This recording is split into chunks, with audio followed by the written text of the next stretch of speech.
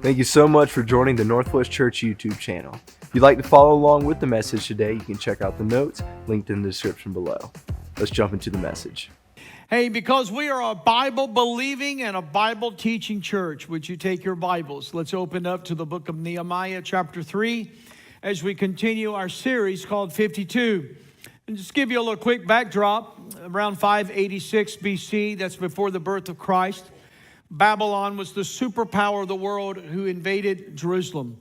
They destroyed the city, the walls that protected it, and they took captive God's people to be their slaves. They left behind the weak, the elderly, and the walls of the city laid in ruins for over 6 decades, as prophesied by Jeremiah. So for decades, the broken down walls and the ruins of the city were a daily reminder of what had been taken and what was broken. Nehemiah returned and rebuilt what was broken for over 6 decades in only 52 days. It's one of the great stories. It's one of the great leadership examples in all the Bible. So think about it for a moment. Visualize the walls have been destroyed, laid in ruins for over 6 decades, and yet Nehemiah returns with a group of people and rebuilds what was broken for over 6 decades in only 52 days. In this series, we're taking a 52-day journey to rebuild what is broken in our lives. We started with acknowledge our brokenness, passion to do something about it, and a plan to fix it. Last week, we picked up with Nehemiah preparing for and returning to Jerusalem to rebuild the broken down walls. We learned our journey to rebuild what is broken in our lives will take time. What is broken did not get broken overnight. You didn't get where you are overnight. You won't get out from where you are overnight. We also learned that it won't be easy. Anything worthwhile is never easy, and we need God's help.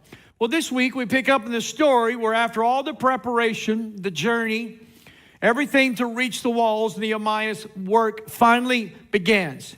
Sooner or later, the work to rebuild what is broken in your life must begin. So you can be spiritual, you can pray, you can plan, you can prepare, but there has to be a starting point. And sometimes the first step can be the hardest step.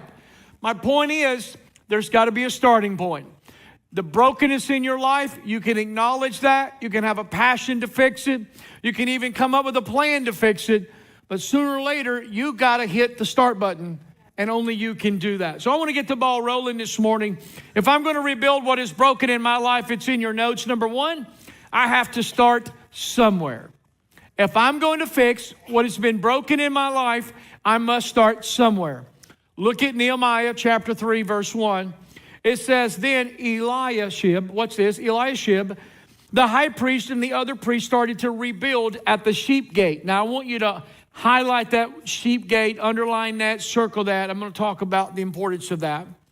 They dedicated it and set it on its doors, building the wall as far as the Tower of the 100, which they dedicated to the Lord. Now watch this. When you think about and visualize the walls that were broken down, the ruins, the rubble, and the mess, I'm sure from a leadership perspective, this had to be chaotic and it had to be overwhelming. Can you imagine these walls? Visualize this. They have been broken down for over 6 decades. 6 decades they laid in ruins. And now Nehemiah shows up. He has the responsibility of rebuilding these things. So I'm sure it was chaotic. It was a mess. But Nehemiah had to start somewhere, and he chose the sheep gate to begin the building. Now, when I started writing this, I kind of had an entirely different point, just a completely different point than number one. But I couldn't get past this sheep gate thing. I kept coming back to and asking myself, why did he choose the sheep gate? Why was that important? So at first, I glossed over it, but again, I couldn't get away from it. But then the more I studied, the more I began to dig into this, I thought there's a lot of significance to this sheep gate. It wasn't just happenstance that he started here. First of all, it was located on the north wall. The only section, by the way, that had no natural barrier for defense. So all the other sections of the wall, there might be a hill, there might be a valley leading up to the wall, but this was the only section that didn't have a natural defense system. which meant they most likely would have been most vulnerable for attack. The second thing that was significant is that Nehemiah says that the priest, including the high priest, were involved in the work. Well, if you go back and look at Old Testament, the priest did not work in the day-to-day affairs of the community. They served in the church. They served in the temple. But here it says not only did the priest, but the high priest worked. How many of you know we're going to have a revival when the preachers are working? Come on, that's good.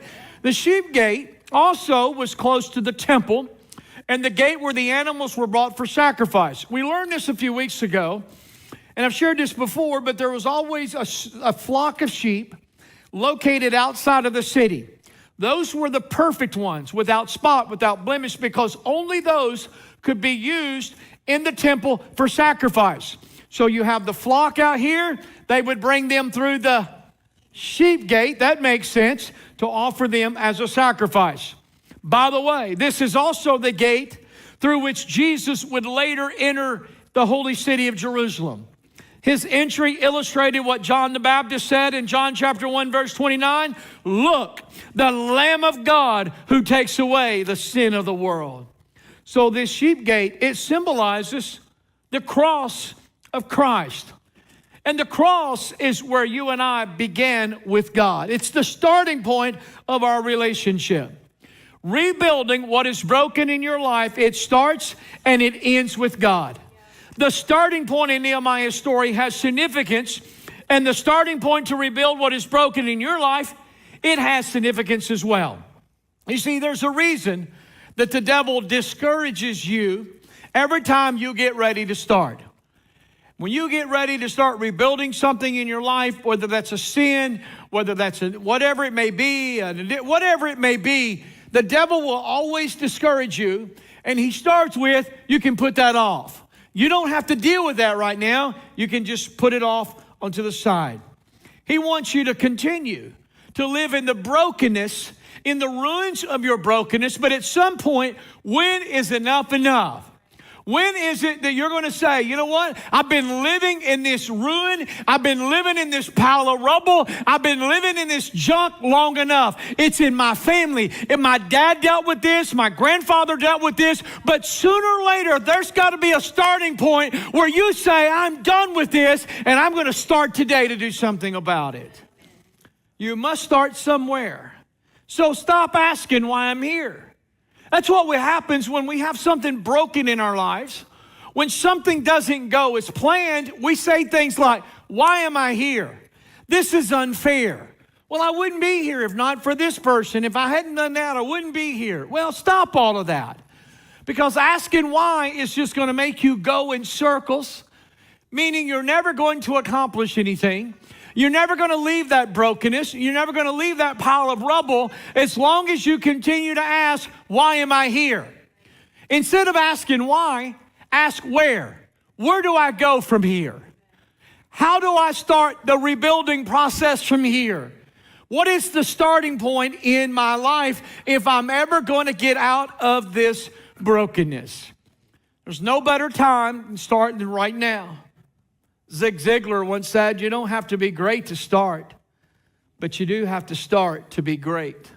There has to be a starting point in your life. If not now, then when? If you can't stop now, then when? If you can't start it now, then when? Walt Disney said the way to get started is to quit talking and begin doing.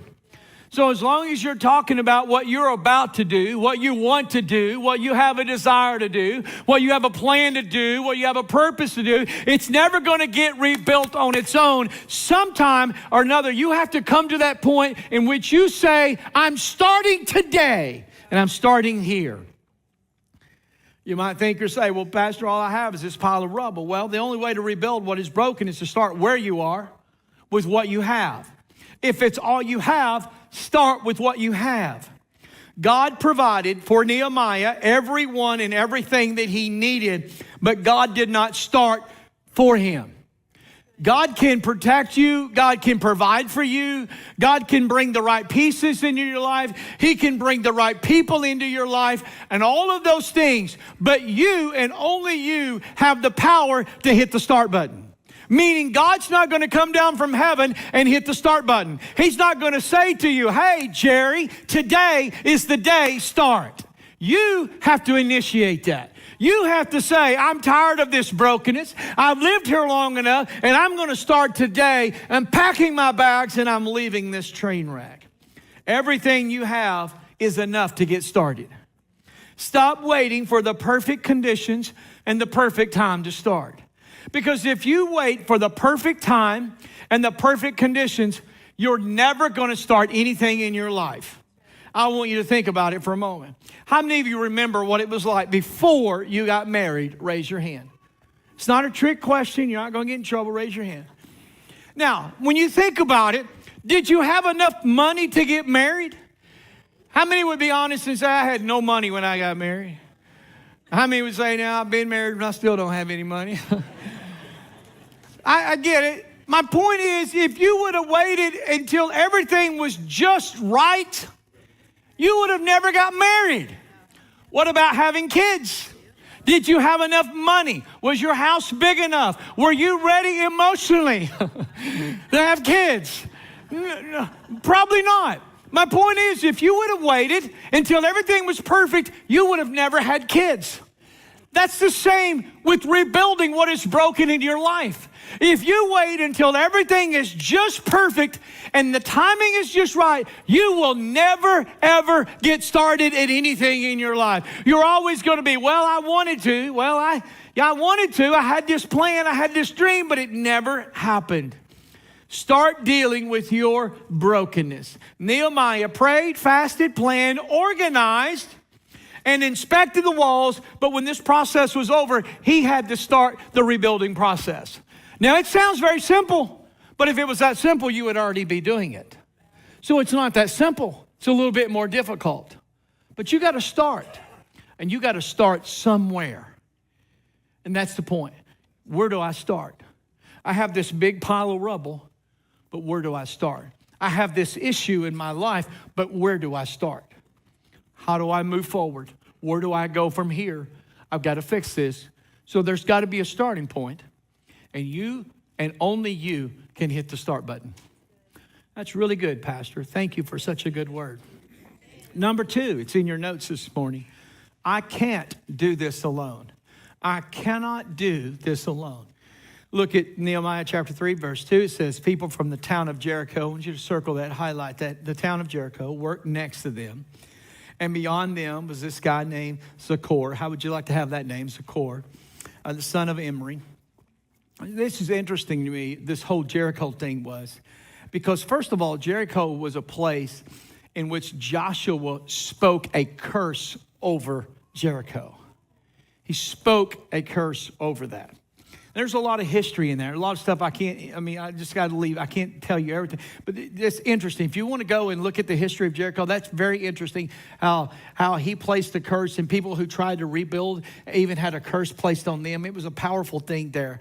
But it's even more interesting that God used the Israelites. Watch this. If you remember, they were the ones who brought down. God brought it down, but the Israelites marched around the city. Y'all remember that story? And the walls of Jericho, what?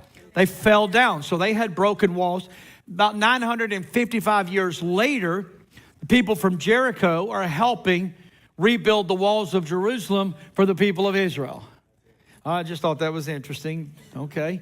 You read throughout this chapter, different leaders and different families working, watch this, together to rebuild the walls. So you have all of these different families. You have all these different positions. They all have a different skill set, but they're all working on the project together. So there's a spirit of unity. There's a spirit of cooperation that's taking place.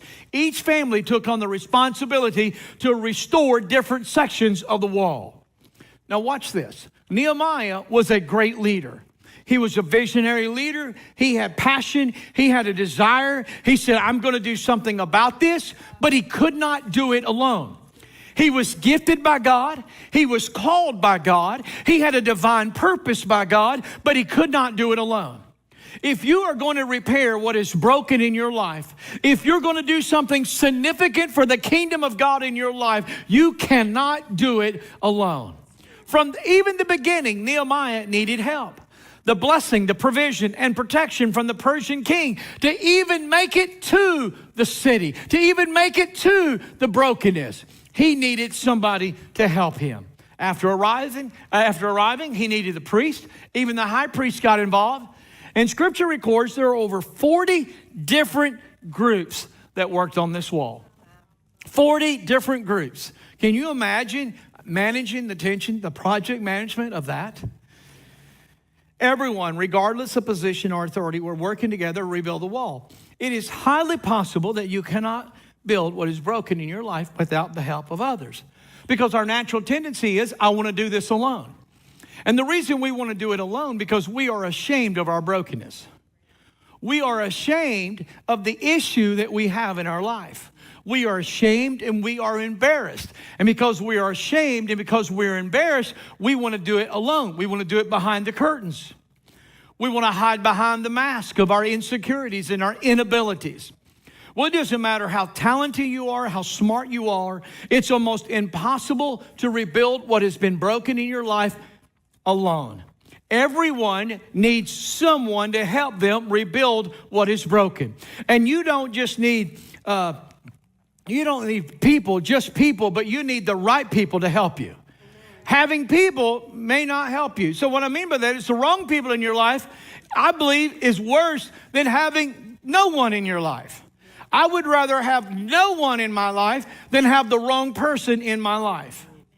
Someone once said, you're the average of the 5 people you spend the most time with.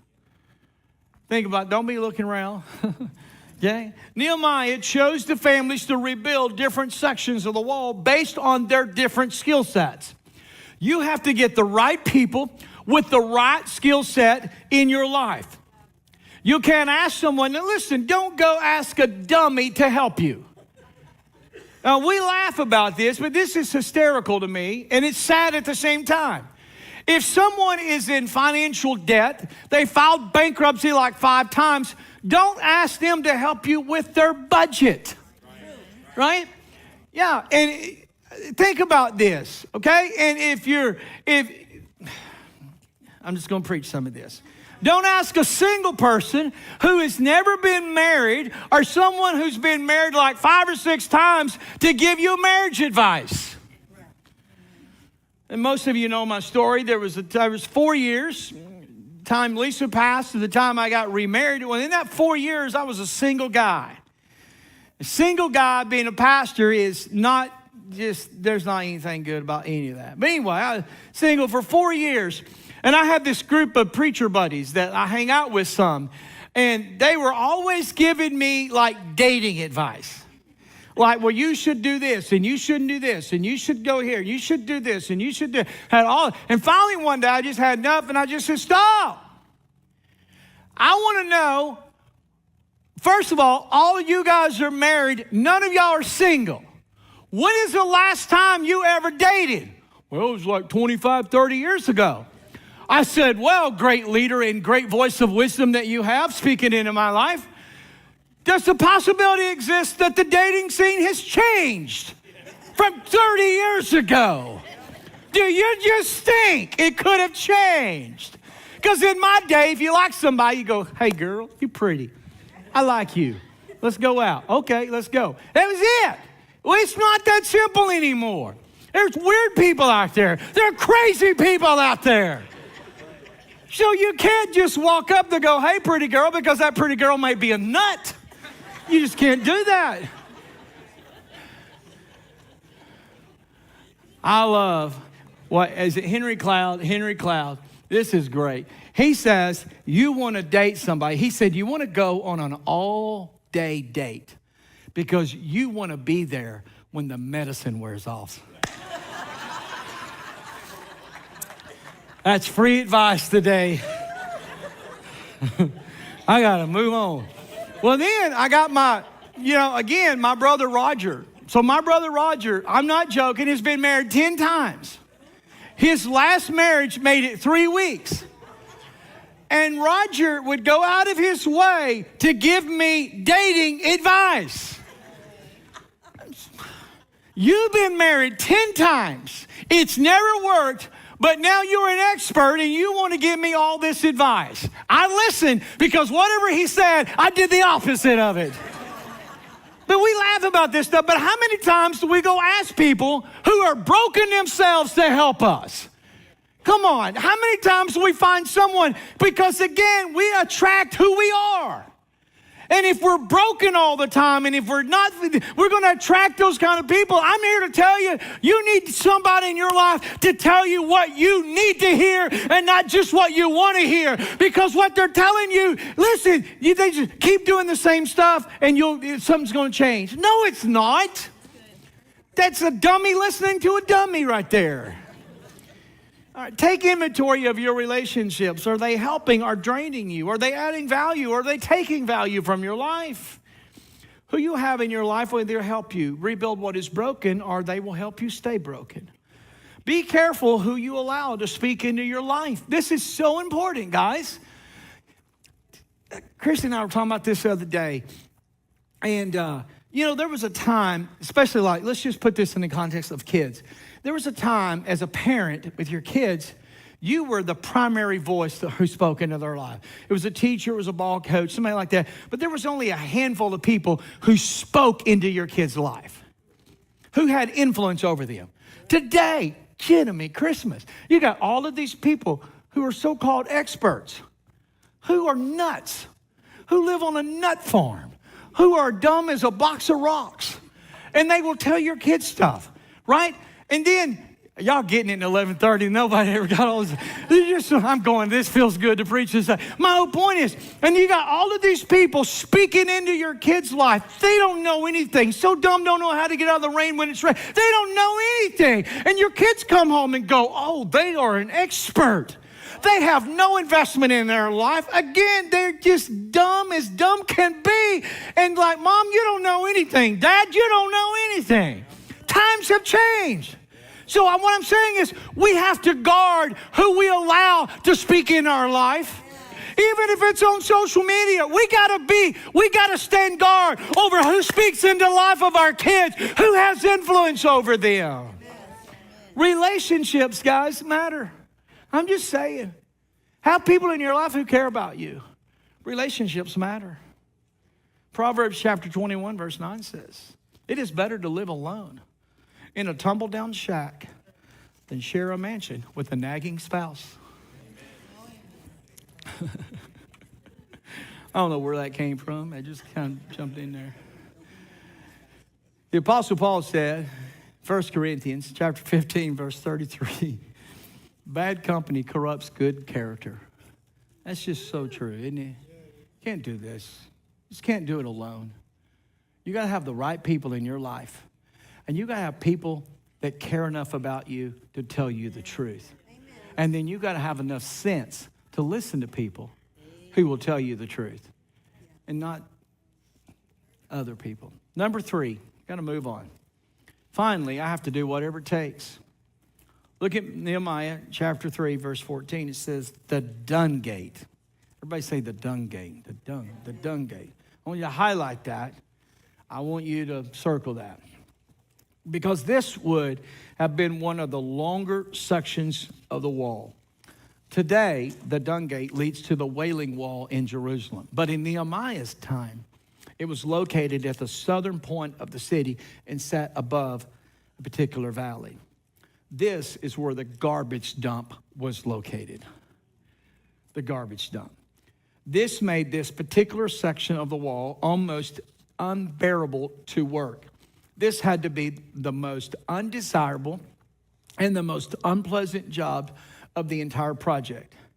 Now, the guy who had the responsibility of this, the rebuilding section of this wall, if you go back and look at his history, he's overqualified to do. His skill, he was overqualified.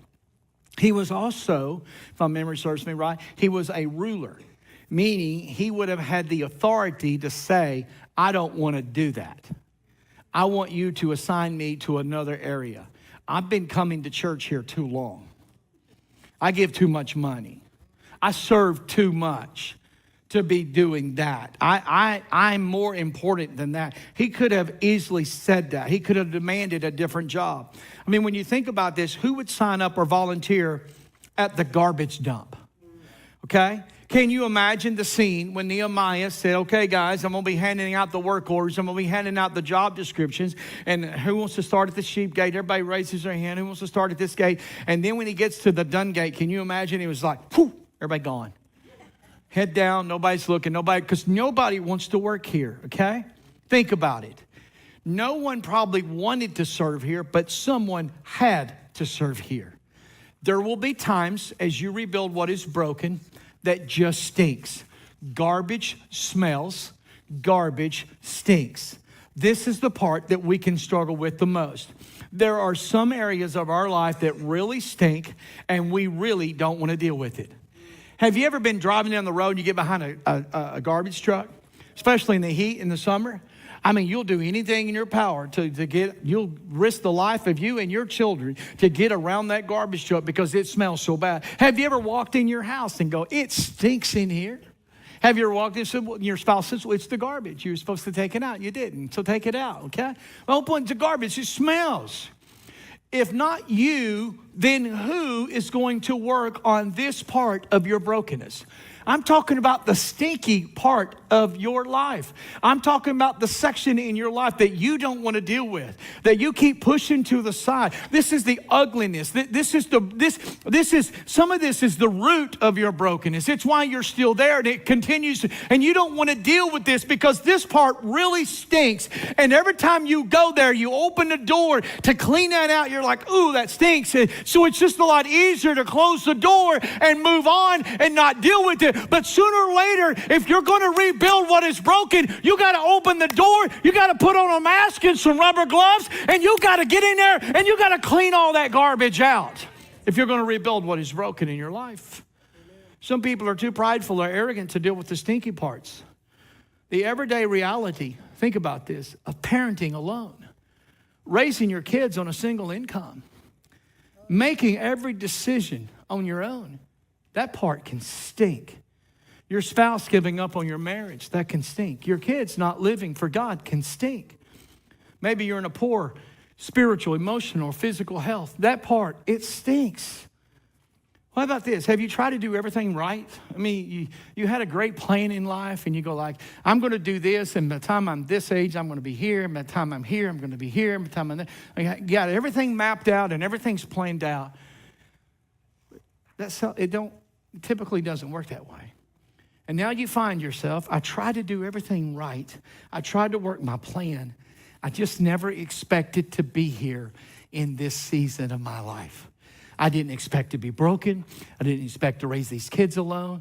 I did not expect to have bankruptcy in my life. I thought I'd have a better job by now. I just thought I'd have more money in my retirement by now. I thought I would have kicked that addiction by now. And you just keep going down that list, and you find yourself in a place that you never wanted to be. Life can stink at times, but we have to be willing to do whatever it takes if we're ever going to rebuild what has been broken. I want you to visualize this great wall around this incredible city. What if no one was willing to deal with the garbage dump part? What if no one said, I'm not working over there? I'll go anywhere.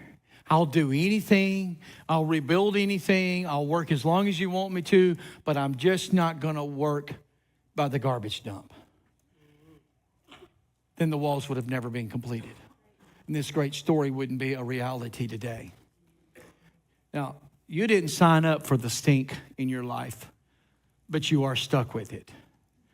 And you're going to continue to be stuck with it until you deal with it. It starts there. It's got to start somewhere. And it starts with, this part of my life stinks. Whatever that part. Now, let me help you. Everyone in this room, everyone that's watching online today, including and especially Pastor Joe, all of us have parts of our life that stink. There's parts of our life that we wish we could forget. There's parts of our life, and we have, I know this is so encouraging today, but you're going to have more bad days than good days. It's just life. And so you have all of this garbage and you have all this stink in your life. But sooner or later, you got to start cleaning this thing up. Some things you can never completely clean up. but to everything in your power, to the best of your ability, we got to clean this up. Because I want to clean it up. I'm going to move on.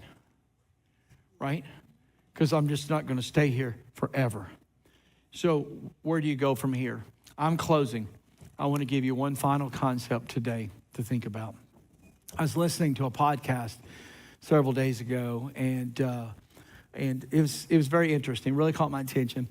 And this guy was interviewing this guy who did 100 marathons in 100 days. 100 marathons in 100 days. So the podcast guy, the host, he asked him, he said, how did you prepare for that? Is there a plan? He said, well, you really don't prepare for that. There's no plan for that. You think about it, if you go out and run a 5K, there's a plan that will help you get ready for a 5K. If you go run a 10K, there's a plan for that. If you run a half a marathon or a full marathon, there's a plan for that. Why? Because plenty of people have run those races and those distances and said, if you're going to run, this is what you need to do. This is how many miles you need to run today. This is what you need to eat. This is your hydration plan. There's a plan to do that. But 100 marathons in 100 days had never been done. So he said, well, how did you do it? How did you do all of that? And here's the concept. I want you to write this down. Adapt and evolve. Adapt and evolve. Every day, my body had to adapt to different pain points, different weather conditions. Some days I felt better than others. So every day I had to adapt and I had to evolve. Because my thinking, what I thought I would feel like tomorrow, wasn't always what I thought I would feel like. The reality of what I was saying. The weather conditions wasn't always what I was expecting. So my thought, my mind, my body, everything about me, I had to adapt, watch this, and evolve. Are you ready for this? Each day of the 100 days. And that's how I finished it. Because I was able to adapt and evolve each day for 100 days. No, this is Pastor Joe. I'm going to piggyback off of that, okay? You ready for that? We're going to ham and egg this thing today.